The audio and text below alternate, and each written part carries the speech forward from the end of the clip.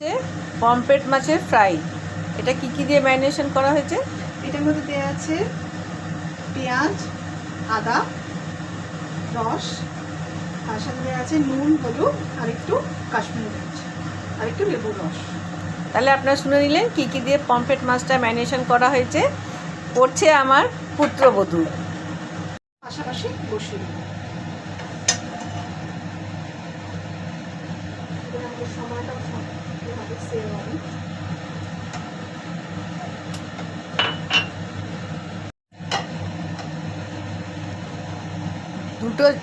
দুটো গ্যাসে একসঙ্গে কিন্তু করছে অ্যাট এ টাইম। একটাতে ভেটকি ফ্রাই আর একটাতে পমফ্রেট ফ্রাই। চলুন সঙ্গে থাকুন, আপনারা দেখুন, আমিও দেখি কি করে করছে। আমি এবার আমার পমফ্রেট মাছটা ভেজে নিই।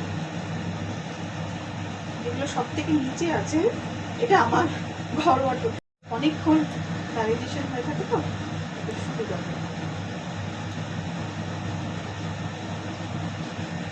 একসাথে দুটো সাইজ।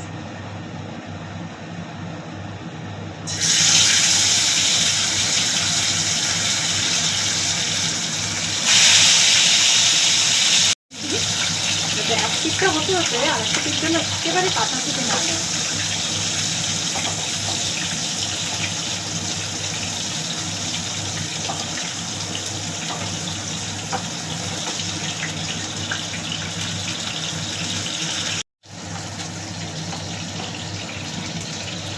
মাছটা এক পিঠটা ভালো ভাজা না হলে উল্টাবো না, তাতে মাছটা অনেক সময় ভেঙে যায়।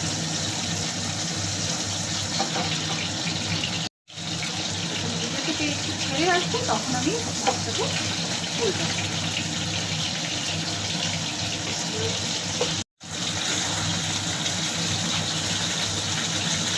দেখুন মাছটা এবারে নিজে থেকেই ছেড়ে ছেড়ে আসছে। এই দিকটা এখনো হয়নি।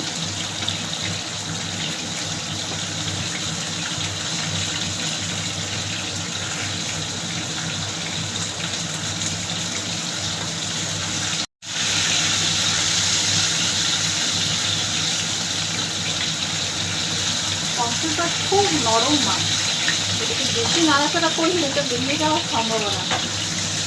একটু এটাকে উল্টাবো না।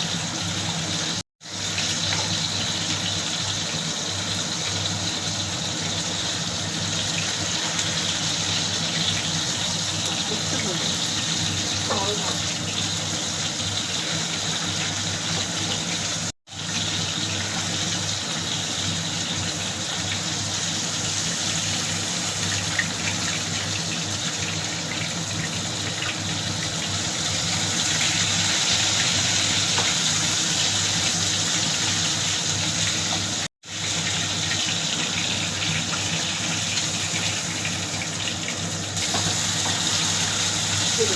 একদিকটা কত সুন্দর ভাজা হয়ে গেছে।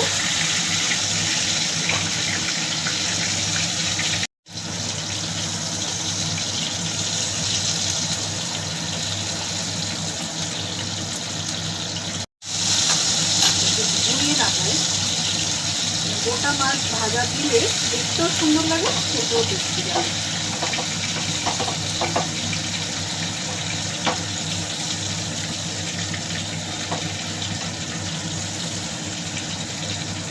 পমফ্রেট মাছ সব থেকে ভালো আপনারা পাবেন বাড়িতে তো হবেই, আর তাছাড়া বেড়াতে গেলে যে কোনো সমুদ্রের ধারে পমফ্রেট মাছ ফ্রাই পাওয়া যায়। গরম গরম ভাজা, একটু লেবুর রস, একটু পেঁয়াজ দিয়ে ভালো লাগে। মোটামুটি আমার ভাজা হয়ে এসছে, আর একটু দিয়ে এটা আমি তুলে দেবো।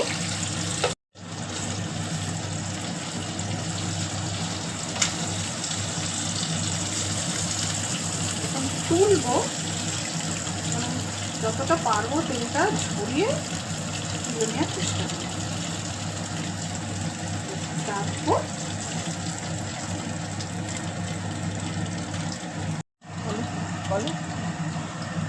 এই দেখুন কি সুন্দর লাগছে ঠান্ডা দেখুন। ঠান্ডা উইন্টার, তার মধ্যে পমফ্রেট ফ্রাই গরম গরম।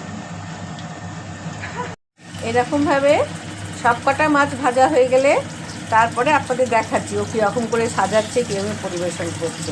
ততক্ষণ আপনারা আমার সঙ্গে থাকুন। আর হ্যাঁ, বলতে ভুলে গেছি, আমার পুত্রবধূর নাম সুদেশনা। আমার পমফ্রেট ফ্রাই, এটা আমার পুত্রবধূ করলো, আপনাদের সঙ্গে তো আমি শেয়ার করলাম।